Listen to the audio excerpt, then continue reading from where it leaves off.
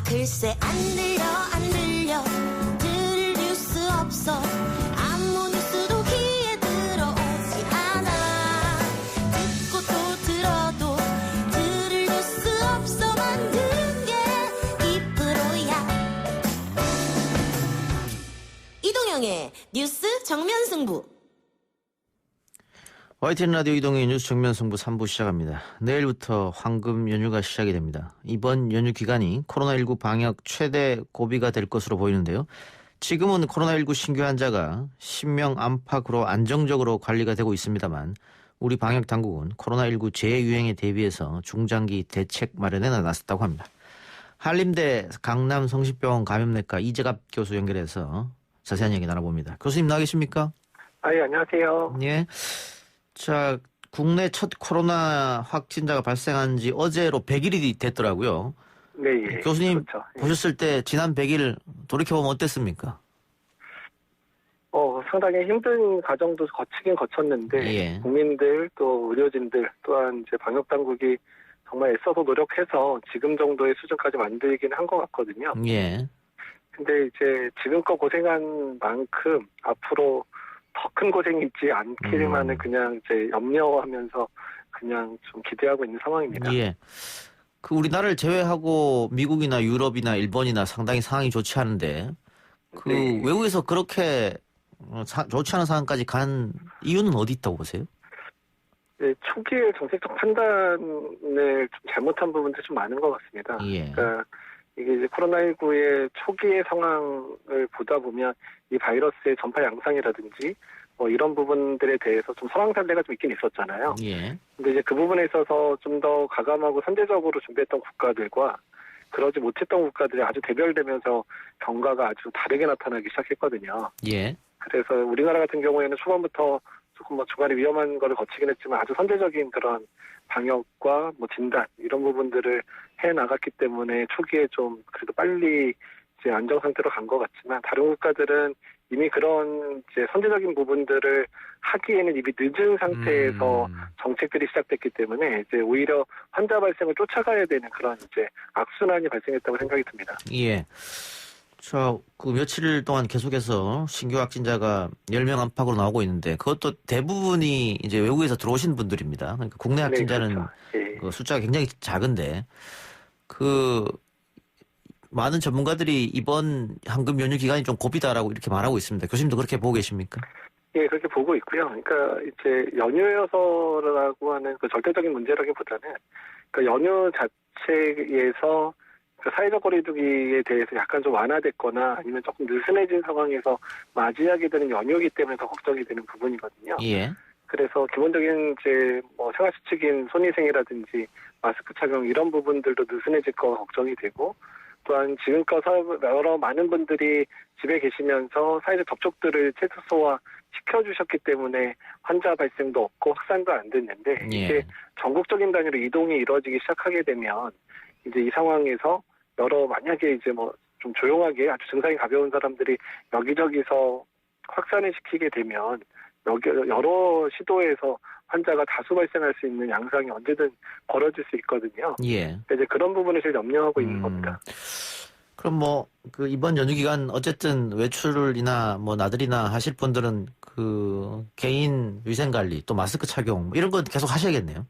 그렇죠. 그런 부분 꼭 지켜주셔야 될 것뿐만 아니라 이제 밀집된 환경이 조성된 곳에는 절대로 이제 가지 않도록 하거나 체류를 안 하시도록 하는 게 중요할 것 같거든요. 왜냐하면 사실 우리나라가 가볼 만한 데가 뻔하잖아요. 예. 그러니까 어디를 가나 사람들이 많이 모이게 되고 많이 모이게 되면 또 거기서 식사를 하셔야 되는 경우도 있고 서로 차라도 한 잔 마시려면 다 마스크 벗어야 되거든요. 예. 근데 이제 그런 상황에서 그렇게 하게 되면 그런 공간에서 전파들이 다 이루어질 수밖에 없는 상황이라 그러니까 만약에 이제 어디를 가셨더라도 가족 간에 아주 이제 조촐한 모임 형태로만 가지셔야지 사람이 많은 공간들을 자꾸 방문하시게 되면 그게 다 이제 감염병 전파에서는 다 원인이 될 수 있을 거라 우려가 되고 있습니다. 예.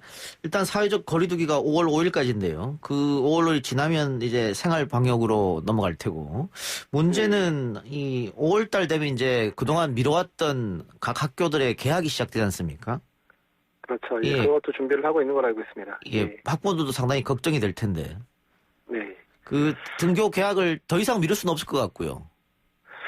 그러니까 이제 등교 계약에 관한 부분 사실 이제 학교의 수업이란 부분에 있어서는 조금 이제 우리가 이 코로나 시대에 있어서는 좀 컨셉을 달리해야 되지 않을까 생각을 좀 하고 있고요. 아, 그러니까 이제 꼭 필요한 등교가 필요한 경우는 있죠. 특히 고3 같은 경우는 뭐 수시 준비부터 시작해서 예. 중간고사, 기말고사도 봐야 되고 이러니까 그러니까 특정 학년 어떻든 그러니까 오프라인, 그러니까 등교 수업이 꼭 필요한 학년들 중심으로만 이제 수업을 진행을 하면서 거기서 이제 그런 인력 부분이나 이런 부분들을 동원을 해서 좀 사회적 거리두기가 가능한 형태, 그러니까 생활적 거리두기가 가능한 형태의 수업 방법을 진행을 하는 게 좋을 것 같다는 생각이 들고요.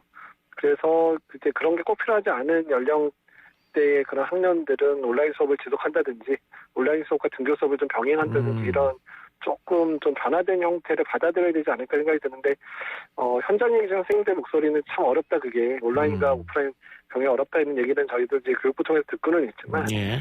근데 어쨌든 그냥 전면적인 그런 계약은 상당히 위험함을 초래할 수 있는 부분이어서 그 부분은 다시금 좀 재고가 필요하지 않을까 생각이 듭니다. 예. 그 아무래도 등교에서 오프라인에서 수업을 받다 보면은 그 뭐 1m, 2m 거리 두면서 수업받기 조금 힘드니까. 그렇죠. 예. 그래서 온라인과 오프라인 수업을 병행하는 게 좋겠다라는 게 교수님의 이제 생각이시고요.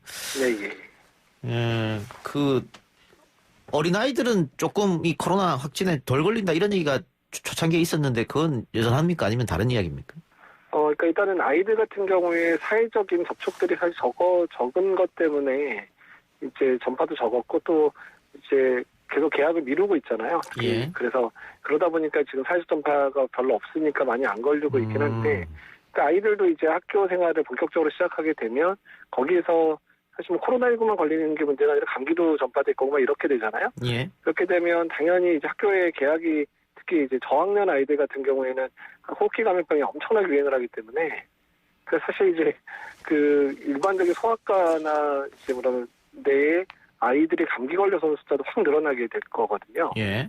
이제 그러니까 그런 상황에서도 의료 체계가 준비됐는지도 아하. 사실 한번 이제 체크를 해야 되는 상황이 됩니다. 예. 그러니까 지금 정말 감기 환자 없거든요. 아이들이 정말 집에만 있다 보니까 정말 감기도 안 걸리고 있는 상황이어서 근데 아이들이 모이기 시작하면 분명히 이제 감기가 전파되기 시작하는데 이제 감기 증상이나 코로나19 증상이 똑같잖아요. 예. 그렇게 되면은 모든 의료기관이 이거를 다 코로나19가 준해서 이제 상대 진료를 해야 되는 상황들인데 아이들 진료가 그다지 그렇게 쉽지는 않은 상황들이기 때문에 그런 면모들도 상당히 좀 고민을 해서 계약을 할 때 고민을 하셔야 되는 부분들이긴 합니다.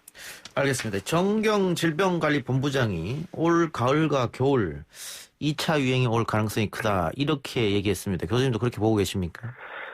저는 더 비관적이어서 사실은 생활적 거리두기가 만약에 제대로 정착이 안 된 상황에서 만약에 이게 사회적 거리두기를 완전히 완화하는 형태라고 생각해서 무너져 버리면 사실은 뭐 다음 주, 뭐 2, 3주 있다가도 환자 확 증가될 수도 있다고 보고 있고요.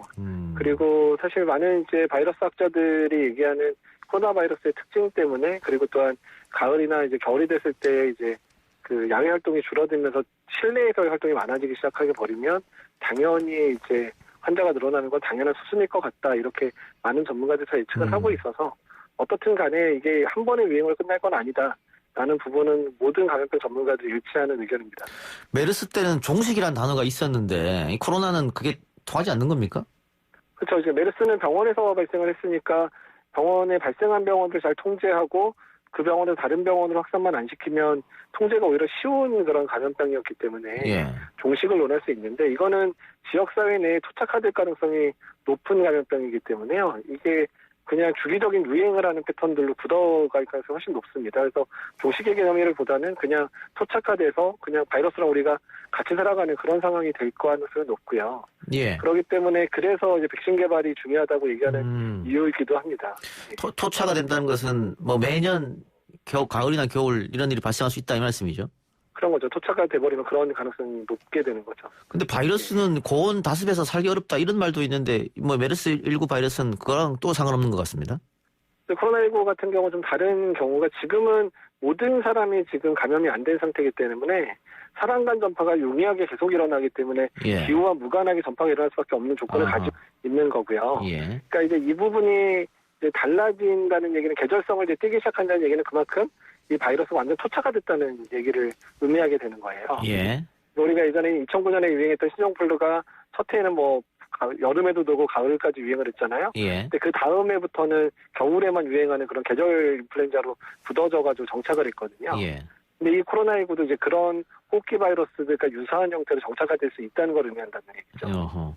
네. 그러면은 그 메르스 19 전에 활발했던 국가 간 이동, 네.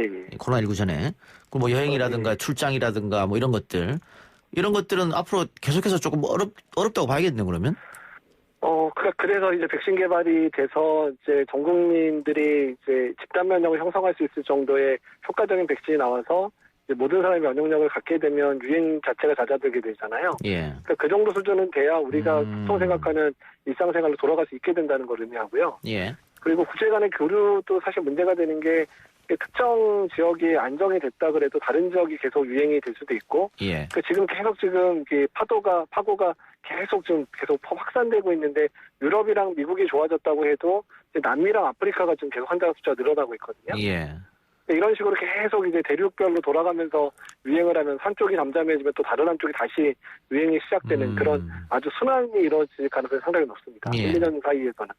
그래서 백신이나 치료제 개발이 급한 일인데 네. 뭐 전문가들마다 다 말이 다른 것 같아서 뭐 6개월, 1년 뭐 이렇게 얘기하더라고요.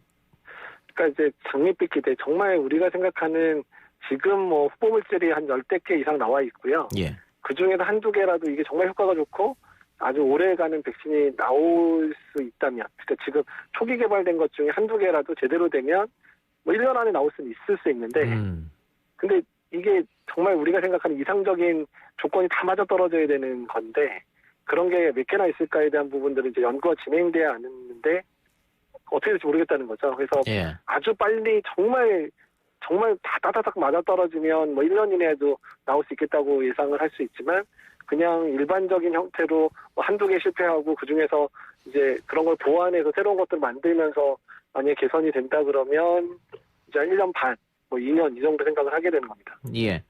백신이 더 급합니까? 치료제가 급합니까? 둘 다 급한데요. 예. 둘 다 급한데 지금의 상황에서 우리가 일상으로 조금이라도 가깝게 돌아가려면 백신이 급한 거고요. 지금 당장 걸려서 사망하는 사람들을 우리가 이제 줄이려면 치료제도 급한 거거든요. 사실 둘 다 급합니다. 예, 둘 다 급하네요. 예. 예. 그러면 만일 백신이나 치료제가 개발이 됐다는 전제하에 이 또 다른 바이러스가 다른 종류의 바이러스가 유행할 가능성도 있습니까? 또? 뭐 당연히 있는데 이 코로나19 자체도 백신이 개발됐더니 백신에 안 듣는 그런 형태의 유전적 변이도 언제든 생길 수 있는 거고요. 예. 뭐 코로나 2021 뭐 이런 게 생길 수도 있는 거고 아니면 뭐 인플루엔자도 계속 이제 대유행 가능성이 있으니까 인플루엔자가 한번 또 중간에 유행을 할 수도 있는 거고요. 그래서 사실 우리를 위협할 만한 바이러스들은 상당히 우리가 알고 있는 후보도 많은데 예. 코로나19처럼 아예 예상도 못했던 형태로 또 언제 또 어떤 형태가 튀어나올지도 모르는 상황이라 예. 어쨌든 상시 대비하는 그런 이제 마음가짐을 가지고 있어야 되지 않을까 생각이 듭니다. 예. 저 방역 당국에서는 2차 유행에 대비하기 위해서 대국민 코로나19 항체 검사 도입을 추진하고 있다라고 했는데 이거는 어떤 말입니까? 이제 집단 면역도가 얼마나 형성됐는지를 보면 우리가 이제 좀 안심해도 될 정도까지 많은 사람이 걸려서 생기는 부분이기는 하지만 예. 그런 부분을 예측할 수도 있고 우리나라 내에서 이제 무증상 감염이라든지 아주 증상이 가벼워서 확인되지 않았던 감염자의 숫자까지도 이제 확인할 수 있는 방법이 면역도 검사거든요. 예. 이제 그래서 면역도 검사는 이제 주기적으로 계속 해야 되는 상황인데 그렇다고 전 국민 다 필요 뽑을 수는 없으니까. 예.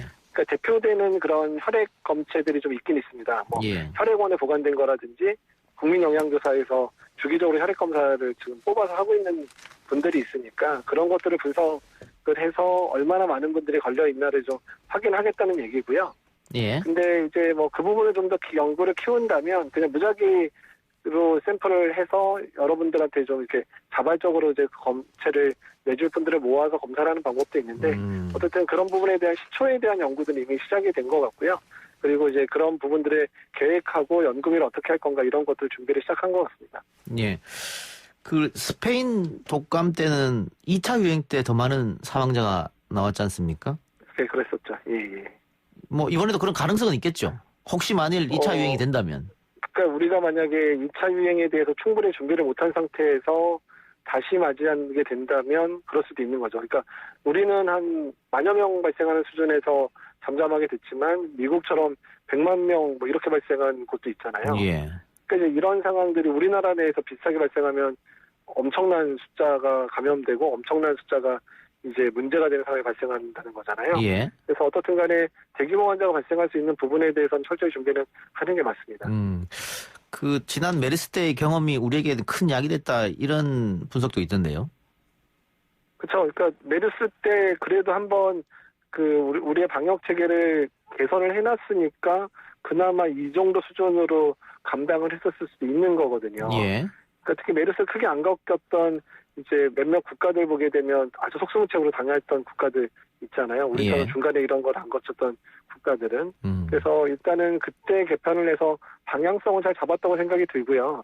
다만 이제 뭐 해가 가면서 좀 이제 그런 게 유행이 없다 보니까 좀 후퇴했던 거거나 좀 예상했던 것보다 진척이 안 된 부분들도 있고 또 코로나19 상황 때문에 우리가 의료체계 자체를 아주 바꿔야 되는 상황들을 맞닥뜨렸기 때문에요. 앞으로의 개혁들 어떻게 의료체계를 바꾸고 방역의 시스템들을 바꿀 건가는 앞으로 더 큰 숙제가 앞에 남겨져 있는 겁니다. 예.